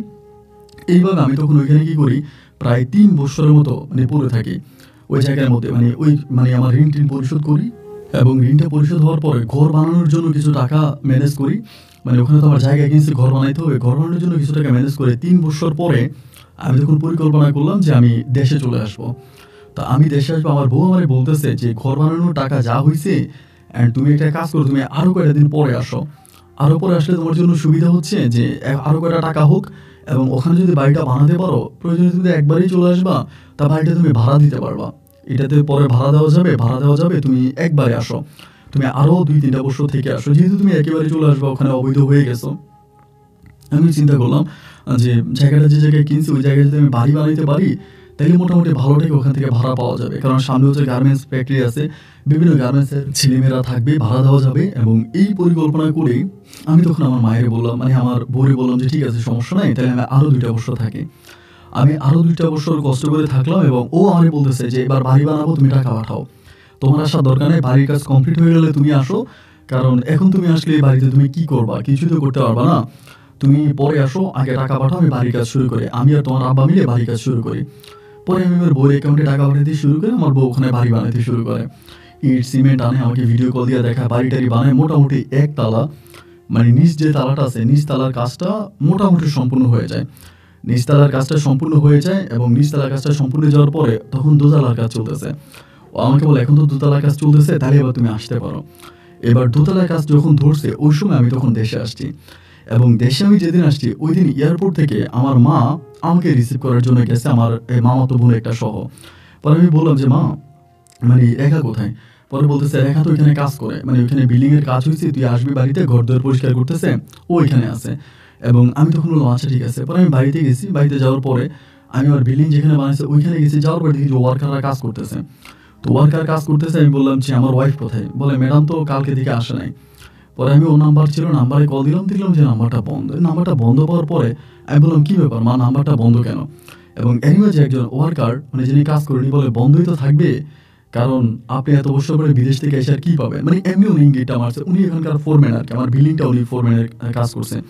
পরে আমি বললাম ভাই আপনি কী বলছেন, আমি তো বুঝি নাই। পরে বলে না ভাই আমি কিছু বলি নাই, আপনি আপনার বউরে ফোন দেন, দেখেন আপনার বউ ফোন রিসিভ করে কিনা। আমি বললাম যে ভাই আপনার কথা বুঝি নাই, ওর ফোন তো বন্ধ। পরে এখানে আরেকটা লোক বলতেছে ভাই আপনি তো মাত্র বিদেশ থেকে আসছেন, আপনি তো কিছু জানেন না, তো আমরা এখানে আজকে অনেক মাস ধরে কাজ করি, আমরা জানি, আমরা আপনার বউর সাথে আপনার ওই হেদায়তুল্লাহ ওই ভুইরা লোকটার কিছু খারাপ কাজ দেখেছি। আমি ওই লোকগুলোর কাছ থেকে প্রথমে জানতে পারি, আমি জানা মাত্র ওই লোকটা একটা থাপ্পড় মারি, যে লোকটা আমার বছর থাপ্পড় দিয়ে বলি ওই মেয়ে আপনি কি পাগল হয়ে গেছেন, আপনি জানেন ওই হেদায়তুল্লাহকে, উনি আমার বাবা। পরে বলে আচ্ছা ঠিক আছে ভাই ভুল হয়ে গেছে, দেন আপনার বউরে ফোন দেন। এবার আরও ফোন দিই, নাম্বার বন্ধ থাকার পরে এবার আমি হেদায়তুল্লাহর, আবার এর মাঝে হেদায়তুল্লাহর ওয়াইফ কিন্তু মারা যায়, মানে হেদায়তুল্লাহর যে বউ ছিল অসুস্থ, বউটা মারা যায়। হেদায়তুল্লাহর বাসায় যায়, বাসায় গিয়েও দেখি হেদায়তুল্লাহ বাসায় তালা মারা, উনি নাই। ওনার নাম্বারে ফোন দিয়ে ওনার নাম্বারটাও বন্ধ, উনি খুবই বুড়া, মানে হেদায়তুল্লাহ অনেক বয়স্ক একজন লোক, নাম্বারটা বন্ধ, ওনার নাম্বারও বন্ধ, আমার বউয়ের নাম্বারও বন্ধ। আমার তখন আর বুঝতে বাকি ছিল না যে ঘটনাটা এরকম হয়ে গেছে, কিন্তু ভাই বিশ্বাস করেন আমার কাছে তখনও মনে হচ্ছে যে আমি স্বপ্ন দেখতেছি, এটা আমার কাছে একটা স্বপ্ন, এবং স্বপ্ন ভেঙে গেলে পরে আমি আমার বউকে ফোন দিয়ে বলবো যে হেদায়তুল্লাহ বাবার সাথে আমি তোমার এরকম একটা স্বপ্ন দেখেছি, যেটা শুনেও আমাকে একটা ধমক দিয়ে বলবে ছি তুমি এত জঘন্য স্বপ্ন কি করে দেখলা। অথচ মানে আমি নিজে বিশ্বাস করে পারতেছিলাম না, 2টা দিন ধরে আমি পাবনা শহরে এখানে সেখানে বিভিন্ন জায়গায় আমি ওদেরকে খুঁজে বেড়াচ্ছি, কিন্তু কোথাও আমি ওদের কোনো সন্ধান পেলাম না, ওরা কোথায় চলে গেছে এও আমি জানি না। এরকম করে বিভিন্ন লোকদের কাছে যাচ্ছি, এবং এরপরে আমি দেশে আসার পর সবার কাছ থেকে আমি জানতে পারি হেদায়তুল্লাহ আমার বউর সাথে অবৈধ সম্পর্ক ছিল, এবং এই অবৈধ সম্পর্কে হেদায়তুল্লাহ বিভিন্নভাবে আমার বউর সাথে থাকতো, এটা করতো। আমি মাকে জিজ্ঞেস করছে মা তুমি কি এরকম কোনো কিছু দেখো নাই? মা আমাকে বলে না রে বাবা আমি এরকম কিছুই দেখি নাই, আমি শুধু দেখেছি তোর বউ বেশি ওই বাড়িতে যাইতে, ওই বাড়িতে বেশি যাইতো, এবং বেশিরভাগই হেদায়তুল্লাহর বাড়িতেই থাকতো, আমার বাড়িতে খুব বেশি একটা থাকতো না। কিন্তু যেটা তুই এখন জানছিস বা যেটা তুই এখন দেখছিস আমি এটা বুঝতে পারি না ভাই, আমি পাগলের মতো হয়ে গেছি, বিশ্বাস করেন। আমি পাগলের মতো হয়ে গেছি, মানে আমি আর থাকতে পারতেছিলাম না, মানে আমার এতটাই খারাপ লাগতেছিল। দীর্ঘ প্রায় ১টা মাস হয়ে গেল, ওর কোনো সন্ধান পাওয়া গেল না। ১ মাস আমি এমন কোনো জায়গা নাই পাবনাতে আমি ওদেরকে খুঁজি নাই, কোথাও পাই নাই। এবং ২ মাস কেটে গেল, ২.৫ মাস পরে আমি জানতে পারি যে ওরা ঢাকাতে আছে। হেদায়েতুল্লাহর কোনো আত্মীয়র বাড়িতে আছে এটা জানতে পারি। তো জানতে পারার পর আমার আম্মা বলে যে, "এই মেয়েরে আর খুঁজিস না, তুই বিদেশ চলে যা।" আমার ছুটি থাকে ৪ মাসের, পরে আমি ১ মাস সামনের দিকে এনে তখন আমি বাড়িতে চলে আসি, মানে ইয়েতে চলে যাই, কাতারে চলে যাই। এবং কাতারে যাওয়ার পরে জানতে পারি, আমি কাতারে যখন গেছি তার ১৫ থেকে ১৬ দিন পরে হেদায়েতুল্লাহ এবং আমার বউ দুজনেই ফিরে আসছে এবং ফিরে আসছে ওরা আমার বাড়ি ঘরে আছে। এবং ফিরে আসার পরে আমি কাতারে যাওয়ার পরে জানতে পারি যে ওই জায়গাটা আমার নামে দলিল করা হয়নি। এটা আমি দেশে থাকা অবস্থায় কিন্তু জানতাম না। কাতার যাওয়ার পরে আমি যখন দেখলাম ওরা ফিরে আসছে বা বাড়ির কাজ করাইতে আসছে নিজের টাকা দিয়া, পরে আমি দলিলপত্র নিয়ে ঘাটাঘাটি করার পরে জানতে পারি মানে দলিল আমার বউর নামে হয়েছে এবং যে টাকা পয়সা আমি দিয়েছি সবকিছুই আমার বউ তার নামেই করছে। তো আমি আবার তখন পুনরায় আবারও কাতার থেকে চলে আসি যখন জানতে পারছি ও আসছে। আমি কাতার থেকে আসার পরে ওই দোকান মানে আমাদের বিল্ডিংয়ে পানি দিতেছে, বিল্ডিংয়ে পানি দিচ্ছে, ওর কাছে গেছি, যাওয়ার পরেও মানে চিনে না। আমি বললাম যে, "রেখা।" আমার বলে, "হ্যাঁ বলেন কি?" মানে এমন করে ব্যবহার করতেছে। আমি বললাম যে, "দেখো রেখা, তুমি এটা কি করলা?" আমার বলে, "দেখেন, আমি যখন শফি চেয়ারম্যানকে ছেড়ে আসছি, শফি চেয়ারম্যানকে আমি ডিভোর্স দিছি, আপনাকে বিয়ে করছি এবং আপনাকে বিয়ে করার পরে আমি জীবনে কোনোদিনও শফি চেয়ারম্যানের সাথে কথা বলি নাই, ওনার কাছে যাই নাই। আর এখন যেহেতু আমি আপনাকে ছেড়ে হেদায়েতুল্লাহকে বিয়ে করছি, তাহলে এখন আমার আপনার সাথে কথা বলার প্রশ্নই আসে না, আপনি এখান থেকে চলে যান।" আমি বললাম যে, "দেখো, হেদায়েতুল্লাহকে তুমি বিয়ে করছো, হেদায়েতুল্লাহ থেকেও তো মোটামুটি আরেকটু ভালো বয়স, মানে বয়স কম ছিল শফি চেয়ারম্যানের। তাহলে শফি চেয়ারম্যানকে ছেড়ে তুমি আমাকে বিয়ে করলা কেন?" আমি বললাম, "আমি আপনাকে বিয়ে করেছি, আপনাকে প্রতিষ্ঠিত করে দিয়েছি, আপনাকে আমি চেয়ারম্যানের গোলামি করতে দিই না। আপনি তো চেয়ারম্যানের গোলাম ছিলেন, চেয়ারম্যানের গোলাম থেকে আজ আমি আপনাকে প্রতিষ্ঠিত করে দিয়েছি, আপনাকে টাকা পয়সার মালিক বানাই দিয়েছি, আপনাকে অনেক কিছু করে দিয়েছি, তাই না? আজকে তো আপনি ভালো আছেন, আপনি এখন কাতারে যান, আপনি কাতারে থাকেন।" আমি বললাম, "আমার কাতারের সারা জীবনের ইনকামের টাকা তুমি নিয়ে গেলা?" ও বলে, "হ্যাঁ, নিয়ে গেছি, তাতে কি হয়েছে? কিন্তু আপনাকে তো আমি কাতার পাঠাইছি, তাই না? আমার কারণে তো আপনি এখন কাতার যাইতে পারছেন।" বাইরে আমি ওরা আর বুঝাইতে পারলাম না, ও আমার কোনো বুঝ নিল না, আমার কথা শুনলো না। একটা পর্যায়ে আমি ওর হাতে পায়ে ধরে পর্যন্ত কান্না করি, আমার কাছে ফিরে আসার জন্য ও আসে নাই। এরপরে আমার পরিবার থেকে আমার মা তখন আমাকে আরেকটা বিয়ে করায় দেয়। আমার ওই নানু বাড়ি থেকে আমার নানা তখন আমার আম্মাকে একটু জায়গা দেয়। ওই জায়গাতে আমার আম্মু তখন একটা ঘর বানায়। ঘর বানিয়ে সেখানে একটা মেয়েকে আমাকে বিয়ে করায় দেয়, ওই পাবনারই। আমি বিয়ে করতে চাই না, তা মা আমাকে জোর জবরদস্তি করে বিয়ে করায়। বিয়ে করে দেওয়ার পরে আমি পুনরায় আবারও কাতারে চলে যাই এবং কাতারে চলে যাওয়ার পরে মানে কয়েক মাস পরে জানতে পারি আমার বউ প্রেগনেন্ট। আমার বউয়ের পেটে বাচ্চা আসছে, মানে এখন যারে বিয়ে করছি ওর নাম ছিল হচ্ছে হাবিবাতুল জান্নাত, মানে জান্নাত ডাকি। মানে জান্নাতের করে আমার একটা ছেলে সন্তান হয়েছে এটা জানতে পারি। এবং ছেলেটা হওয়ার পরে আমার ছেলেটাও মোটামুটি বড়। কিন্তু আজকে আপনাকে এই গল্পটা বলতেছি এই কারণে, আমার ওর সাথে মানে এই হেদায়েতুল্লাহ এবং রেখার সাথে আমার মানে সম্পর্ক ছিন্ন হয়েছে আজকে প্রায় ৭ বছরের মতো। এবং ৭ বছর আমি কাতারে আছি এবং কাতারে আমি অনেক টাকা ইনকাম করছি। আমি পুনরায় আবারও কাতারে গেছি। আমি কিন্তু একেবারে চলে আসছিলাম, এর মধ্যে দিয়ে আমি একটা কথা ভুল করে ফেলছি বলার জন্য। আমি একেবারে চলে আসছিলাম এবং চলে আসার পরে আমি আবারও পুনরায় কাতারে ভিসা লাগাই। কাতারে ভিসা লাগিয়ে আমি আবারও কাতারে ঢুকি এবং সাধারণ ক্ষমাতে আমি আসি, আমি আবারও কাতারে যাই। এবং এরপরে দেখা গেল যে ওইখানে যাওয়ার পরে আমার বউ তখন মানে আমার বউ তো জান্নাত ভালোই আছে আমার সাথে, আমার একটা ছেলে আছে। এনিওয়ে যে আজকে বেশ কয়েকদিন ধরে আমার বউ, আমার মানে প্রাক্তন বউ রেখা আক্তার আমাকে ফোন দিতেছে। আমাকে বারবার ফোন দিয়ে বলতেছে যে আমাকে ফোন দিয়ে সে বলতেছে যে সে আমার সাথে থাকতে চায়, আমার সাথে সংসার করতে চায় এবং হেদায়েতুল্লাহ তার কাছ থেকে জায়গা নেওয়ার জন্য তার খুব চাপ দিতেছে। সে হেদায়েতুল্লাহ নামে জায়গা দিবে না। হেদায়েতুল্লাহ বলে যদি জায়গা না দেয় তাহলে হেদায়েতুল্লাহ তারা রাখবে না। মানে আমি বললাম যে হেদায়েতুল্লাহর মানে এক পা তো কবরে চলে গেছে, সে তো অনেক বয়স্ক, এই বয়সে এরকম করে? আমাকে বলে, "হ্যাঁ, আমার সাথে এই বয়সে এরকম করে।" এবার আমি বললাম যে, "তুমি যদি আমার সাথে আবার চিট করো, আমার তো ছেলে আছে, আমার বউ আছে, এরপর আমি তোমাকে বিয়ে করব।" ও বলে, "আচ্ছা, তুমি যদি আমাকে বিশ্বাস না করো, আমি আগে তোমাকে জায়গা দলিল করে দিব, বাড়িটা তোমার নামে দলিল করে দিব, এরপরে তুমি তোমার বউকে তালাক দাও এবং তালাক দেওয়ার পরে এরপর তুমি আমাকে বিয়ে করো, আমি তোমাকে বিয়ে করব।" আমি বললাম, "দলিল নিয়ে যদি, বাড়ির দলিল নিয়ে যদি আমি তোমাকে তালাক দিয়ে দিই, তোমাকে যদি বিয়ে না করি, আমার বউকে যদি আমি তালাক না দিই?" পরে আমার বলল, "সমস্যা নাই, বাড়ি তো তোমার, আমি তোমার বাড়ি তোমার নামে দিয়ে দিতে চাই এবং প্রয়োজনে তুমি আমাকে বিয়ে করো বা না করো, আমি বাড়ি তোমাকে দিয়ে দিব।" আজকে কয়েকটা মাস ধরে ভাই আমার ফোন দিয়ে খালি এগুলো বলতেছে, আমাকে এগুলো বলে, "তুমি দেশে আসো, তুমি দেশে আসলে কোন প্ল্যানিং বা কি?" এর মাঝে হেদায়েতুল্লাহর সাথে কিন্তু এখনো আছে, এখনো থাকতেছে, আমার সাথে এগুলো বলতেছে। কেন বলতেছে, কি কারণে বলতেছে আমি বুঝতে পারতেছি না। অনেকে আমাকে বলে তোর দেশে নিয়ে মারবে, তোর দেশে নিয়ে বিপদে ফেলবে। আবার অনেকেই বলে যে মেয়েটার মাঝে মনে অনুশোচনা আসছে, যার জন্য জায়গা সম্পত্তি তোরগুলো তোকে দিয়ে দিবে।